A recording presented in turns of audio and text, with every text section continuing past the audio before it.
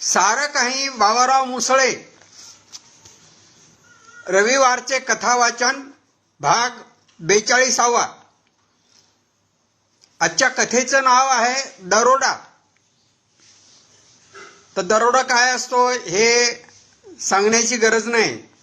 फार मोठ्या प्रमाणात ऐवज लुटला जात असतो आणि दरोड्यात फार लोकही असतात असंही काय नाही. आजकाल 4-5 लोक मिळूनही दरोडा टाकू शकतात. आपण याच्या आधी एक कथा वाचली होती दरोड्याच्या संदर्भातली. तर त्या कथेमध्ये एक जमावचे जमाव 5-50 माणसांचा एक जमावचे जमाव तसा असतो असं दाखवलं होतं. पण इथे तशी फार माणसं नसतात. 4-5 जण मिळून हा दरोडा टाकलेला आपल्याला पाहायला मिळतो. पण या दरोड्याचं एक वैशिष्ट्य आहे आणि ते काय आहे हे कथा वाचल्याशिवाय आपल्या लक्षात येणार नाही. तर ठीक आहे, मी कथेचं वाचन करतो. देवोबा पाटलांच्या जुन्या वाड्यावर सशस्त्र दरोडा पडला. अरुण विघ्ने सर, धन्यवाद. देवोबा पाटलांच्या जुन्या वाड्यावर सशस्त्र दरोडा पडला. दरोडेखोरांनी देवोबा पाटलांना शस्त्रांनी जखमी करून बेशुद्ध पडेपर्यंत मारहाण केली. 10 वर्षांपासून म्हणजे त्यांच्या मुलाने मोतीराम पाटलांनी कारभार हाती घेतला तेव्हापासून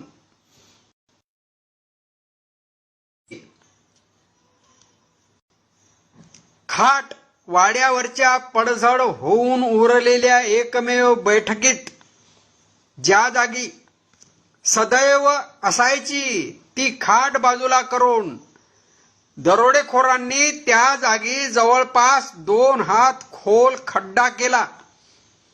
त्यातून काय हाती लागले असेल ते घेऊन दरोडेखोर लंपास झाले.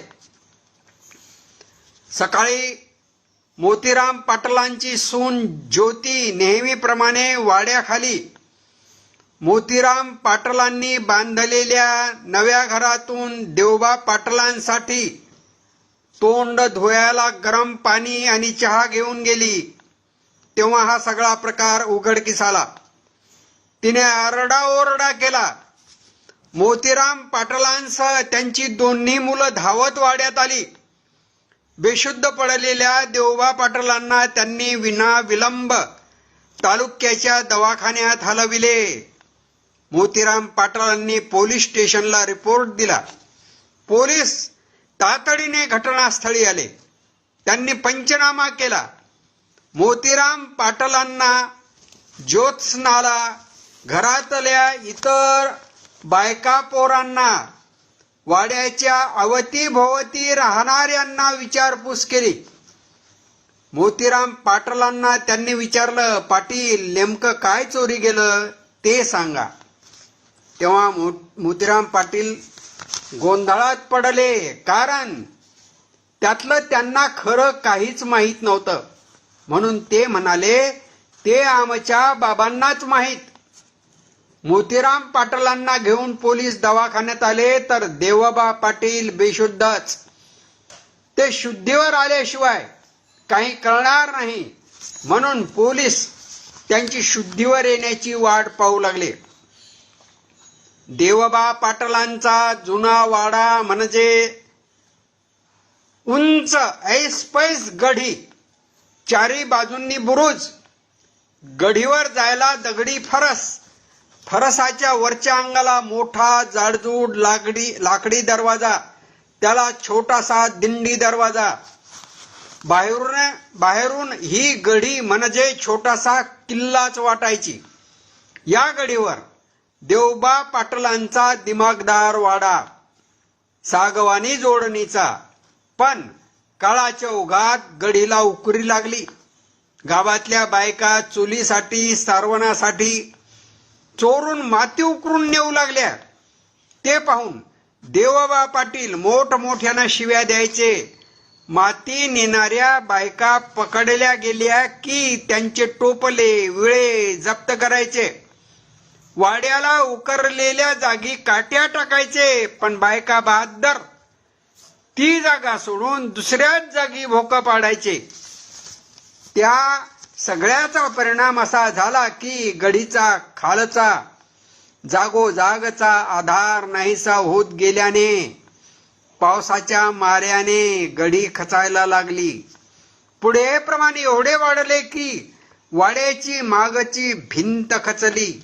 6-8 खोल्यांचा वाडा पाहता पाहता 2-3 खोल्यावर येऊन ठेपला. तेव्हा मोतीराम पाटलांनी गडीच्या पायथ्याशी फरसाला लागून असलेल्या जागेत दुसरं टोले जंग घर बांधलं. त्याचं थाटात उद्यापन केलं. वरच्या वाड्यातला सगळा माल टाल पसारा खाली आणला.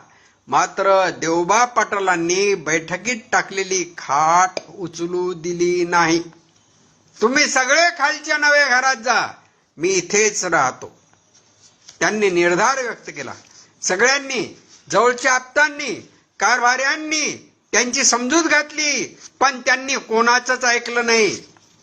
त्यांच्यासाठी सकाळचा चहा, आंघोळीचं पाणी, जेवण सगळं वर पोहोचवण्यात येऊ लागलं.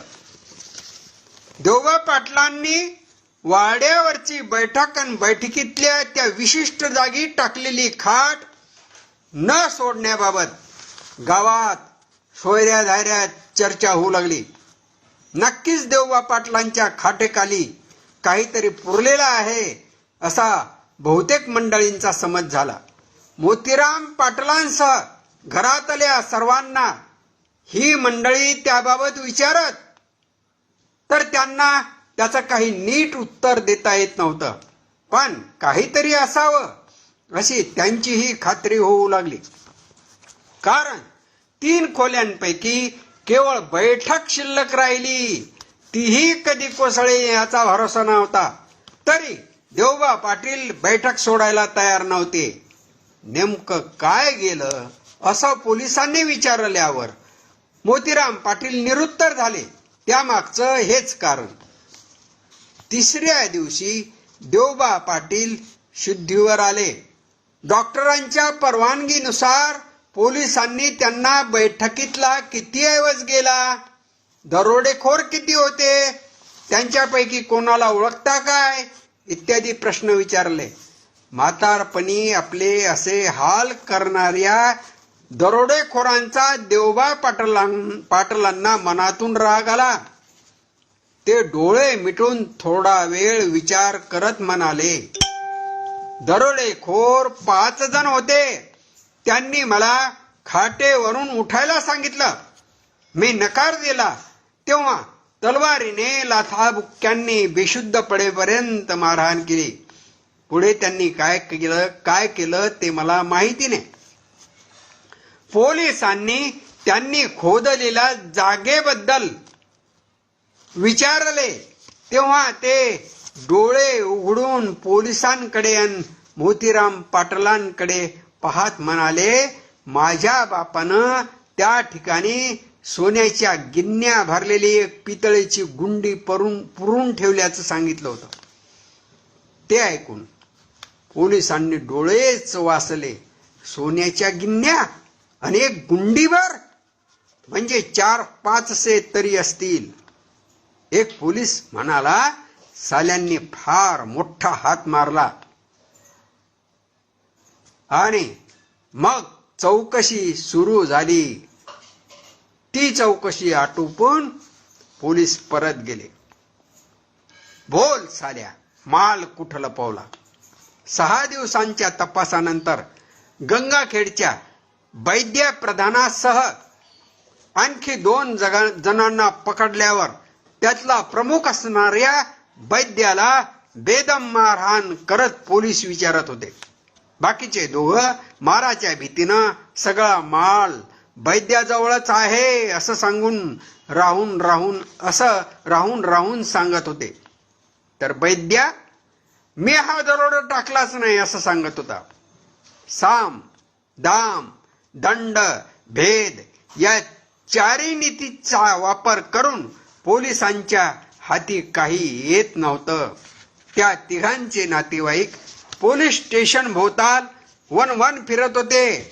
साहेब 5,000 घे, 10,000 घे, पण आमच्या पोरग्याला सोड, असं म्हणत विनवत होते. ही रक्कम त्यांनी 50,000 पोहोचवली तरी पोलीस मानायला तयार नव्हते. 400 सोन्याच्या गिन्यांच्या बदल्यात 500 सोन्याच्या गिन्याच्या बदल्यात 50,000. 500 तर द्या, 400 गिन्या आणून दे, मग सोडतो. हा तोडगा पोलिसांनी सांगितला. पण वैद्यासह दोघांचेही नातेवाईक हतबल होते. याआधी जवळच्या राजनीच्या येळेगावच्या दरोड्यात हा वैद्याच होता. तेव्हाही तो मार खाऊनही ना कबूल झाला होता. त्यानं तिन्ही दरोड्यातला सगळा माल पचवला होता. त्याचा राग पोलिसांना होता. म्हणून पोलीस त्याच्या बोलण्यावर विश्वास न ठेवता सारखे त्याला हाणत होते. बाबा, पोलिसांच्या मारहाणीत रात्री वैद्य मरण पावला. मोतीराम पाटलांनी देवबा पाटलांना बातमी सांगितली. ओळख परेडीत देवबा पाटलानं त्याला आवाजावरून ओळखलं होतं. त्यानंच देवबा पाटलांना तलवारीनं जखमी केलं, लाथा बुक्क्यांनी मारलं होतं. मग काही वेळानं मोतीराम पाटलांनी विचारलं, बाबा, खरंच गुंडी होती का त्या जागेत पुरलेली? ते पटकन म्हणाले, नाही, नेमकी त्या जागी नाही. त्या जागी नाही तर मग वैद्यानं ती जागा उकरून काहीतरी नेलं, हे तरी कसं खरं म्हणावं? आणि त्यामुळे आपला काही माल गेला नाही म्हणून मग त्या वैद्याच्या मरणाचं मोतीराम पाटलांनाही काही वाटलं नाही आणि देवबा पाटलांनाही वाटलं नाही. म्हणून ते म्हणाले, देवबा पाटील म्हणाले, मरू दे मेला तर. काही वेळानं मोतीराम पाटलांनी आणखी विचारलं, बाबा, खरंच त्या जागेत कुठे गुंडी पुरलेली आहे का? ते पटकन म्हणाले, आहे. मग मोतीराम पाटलांनी विचारलं, नेमकी कुठं? ते विचारल्यावर देवबा पाटलांनी डोळे मिटून घेतले आणि म्हणाले, गड्या, सांगीन, पण मी मरायच्या वक्ती. देवबा पाटलांच्या अशा बोलण्यानं मोतीराम पाटलांची गत वैद्याला प्रश्न विचारणाऱ्या पोलिसासारखीच झाली. मात्र वैद्यानं सांगावं म्हणून पोलीस त्याला मरेस्तोर मारत होते. मात्र पोलिसासारखं देवबा पाटलाशी मोतीराम पाटील काहीही करू शकत नव्हते. त्यांना देवबा पाटलाच्या मरणाची वाट पाहणंच गरजेचं होतं. मित्रहो, ही कथा इथे संपली. असे दरोडे बऱ्याचदा पडत असतात आणि म्हातारी माणसंही त्या दरोड्यांचा वेगळाच वापर स्वतःसाठी करून घेतात. तुम्हाला काय वाटते? देवबा पाटलांच्या या घडीत खरोखरच सोन्यानं भरलेली गिन्नी असेल? मला नाही वाटत. कारण हा देवबा पाटील मी अनुभवलेला आहे. सुनेने, लेकाने आपली मरेपर्यंत काळजी घ्यावी असं या देवबा पाटलाला वाटत होतं. आणि म्हणून मग देवबा पाटलानं हे गिन्नीचं नाटक केलं हे त्या गावातल्या आणि आमच्यासारख्या सोयऱ्या धायऱ्या अनेक मंडळींना माहीत झालं होतं. मित्रहो, नेहमीप्रमाणे ही कथा कशी वाटली हे तुम्ही खाली लिहिलेलंच आहे. भाऊसाहेब मिस्त्री, छान. सुभाष किन्नोळकर सर, दोघांनाही नमस्कार. आणि दोघेही आपापले एक एक पुस्तक घेऊन आलेले आहात, याच्यासाठी दोघांचंही अभिनंदन. तर मी आपल्या सगळ्या कॉमेंट वाचीन आणि नंतर मग त्यावर प्रतिक्रिया सुद्धा देईन. आणि पुन्हा मित्रांनो, पुढच्या रविवारी आणखी एक कथा घेऊन आपल्या समोर हजर होईन. अरुण विघ्ने सर म्हणतात, छान मांडणी सर. जुने लोक असेच होते, संपत्ती शेवटपर्यंत सोडत नव्हते. खरं आहे ते विघ्ने सर, खरं आहे, अगदी खरं आहे. त्यांना कळत होतं आणि म्हणून ते आपली स्वतःचीच सोय पाहत होते आणि अशा पद्धतीनं काहीतरी नाटक करत होते. ठीक आहे, धन्यवाद.